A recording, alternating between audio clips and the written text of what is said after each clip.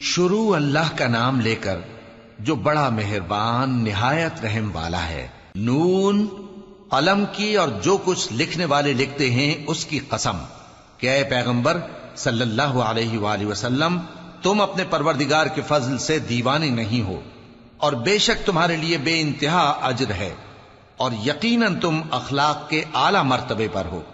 سو ان قریب تم بھی دیکھ لو گے اور یہ کافر بھی دیکھ لیں گے کہ تم میں سے کون دیوانہ ہے۔ تحقیق تمہارا پروردگار اس کو بھی خوب جانتا ہے جو اس کے رستے سے بھٹک گیا، اور ان کو بھی خوب جانتا ہے جو سیدھے رستے پر چل رہے ہیں۔ تو تم جھٹلانے والوں کا کہا نہ ماننا۔ یہ لوگ چاہتے ہیں کہ تم نرمی اختیار کرو تو یہ بھی نرم ہو جائیں، اور کسی ایسے شخص کے کہے میں نہ آ جانا جو بہت قسمیں کھانے والا ہے، ذلیل ہے، شرارت سے اشارے کرنے والا، لگائی بجھائی کرنے والا، مال دینے میں بڑا بخیل، حد سے بڑھا ہوا بدکار، سخت خو اور اس کے علاوہ بدذات ہے، اس سبب سے کہ مال اور بیٹے رکھتا ہے۔ جب اس کو ہماری آیتیں پڑھ کر سنائی جاتی ہیں تو کہتا ہے کہ یہ اگلے لوگوں کے افسانے ہیں، ہم ان قریب اس کی اونچی ناک پر داغ لگائیں گے۔ ہم نے ان لوگوں کی اسی طرح آزمائش کی ہے جس طرح باغ والوں کی آزمائش کی تھی، جب انہوں نے قسمیں کھا کھا کر کہا کہ صبح ہوتے ہوتے ہم اس کا میوہ توڑ لیں گے، اور انشاءاللہ نہ کہا۔ سو وہ ابھی سو ہی رہے تھے کہ تمہارے پروردگار کی طرف سے راتوں رات اس پر ایک آفت پھر گئی، تو وہ ایسا ہو گیا جیسے کٹی ہوئی کھیتی۔ پھر جب صبح ہوئی تو وہ لوگ ایک دوسرے کو پکارنے لگے کہ اگر تم کو کاٹنا ہے تو اپنی کھیتی پر سویرے ہی جا پہنچو۔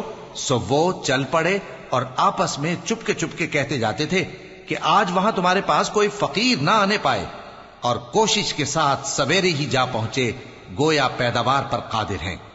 پھر جب انہوں نے باغ کو دیکھا تو ویران، کہنے لگے کہ ہم رستہ بھول گئے ہیں، نہیں بلکہ ہم بے نصیب ہو گئے۔ ایک جو ان میں سمجھدار تھا بولا، کیا میں نے تم سے نہیں کہا تھا کہ تم تسبیح کیوں نہیں کرتے؟ دوسرے کہنے لگے کہ ہمارا پروردگار پاک ہے، بے شک ہم ہی قصوروار تھے۔ پھر لگے ایک دوسرے کی طرف رخ کر کے ملامت کرنے، کہنے لگے ہائے شامت، ہم ہی حد سے بڑھ گئے تھے، امید ہے کہ ہمارا پروردگار اس کے بدلے میں ہمیں اس سے بہتر باغ عنایت کرے۔ ہم اپنے پروردگار کی طرف رجوع کرتے ہیں، دیکھو عذاب یوں ہوتا ہے، اور آخرت کا عذاب سب سے بڑھ کر ہوگا، کاش یہ لوگ جانتے ہوتے۔ پرہیزگاروں کے لیے ان کے پروردگار کے ہاں نعمت کے باغ ہیں۔ کیا ہم فرما برداروں کو نافرمانوں کی طرح نعمتوں سے محروم کر دیں گے؟ تمہیں کیا ہو گیا ہے؟ کیسی تجویزیں کرتے ہو؟ کیا تمہارے پاس کوئی کتاب ہے جس میں یہ بات پڑھتے ہو کہ جو چیز تم پسند کرو گے وہ تم کو ضرور ملے گی؟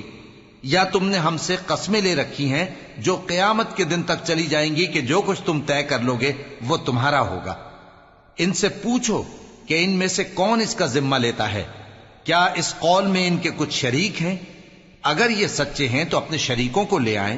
جس دن پنڈلی سے کپڑا اٹھا دیا جائے گا اور کفار سجدے کے لیے بلائے جائیں گے، پھر وہ سجدہ نہ کر سکیں گے، ان کی آنکھیں جھکی ہوئی ہوں گی اور ان پر ذلت چھا رہی ہوگی، حالانکہ پہلے اس وقت سجدے کے لیے بلائے جاتے تھے جبکہ وہ صحیح و سالم تھے۔ سو مجھ کو اس کلام کے جھٹلانے والوں سے سمجھ لینے دو، ہم ان کو آہستہ آہستہ ایسے طریق سے پکڑیں گے کہ ان کو خبر بھی نہ ہوگی، اور میں ان کو مہلت دیے جاتا ہوں، میرا داؤں بڑا مضبوط ہے۔ اے نبی، کیا تم ان سے کچھ معاوضہ مانگتے ہو کہ ان پر تاوان کا بوجھ پڑ رہا ہے، یا ان کے پاس غیب کی خبر ہے کہ اسے لکھتے جاتے ہیں؟ سو اپنے پروردگار کے فیصلے کا انتظار کیے رہو، اور مچھلی کا لقمہ ہونے والے یونس کی طرح نہ ہونا کہ انہوں نے اپنے رب کو پکارا جبکہ وہ دل ہی دل میں گھٹ رہے تھے۔ اگر ان کے پروردگار کی مہربانی ان کو نہ سنبھال لیتی تو وہ چٹیل میدان میں ڈال دیے جاتے مذموم حالت میں۔ پھر ان کے پروردگار نے ان کو برگزیدہ کر کے نیکوکاروں میں شامل کر لیا۔ اور کافر جب یہ نصیحت کی کتاب سنتے ہیں تو یوں لگتے ہیں کہ تم کو اپنی نگاہوں سے پھسلا دیں گے، اور کہتے ہیں کہ یہ تو دیوانہ ہے۔ اور لوگوں، یہ قرآن تمام جہانوں کے لیے نصیحت ہے۔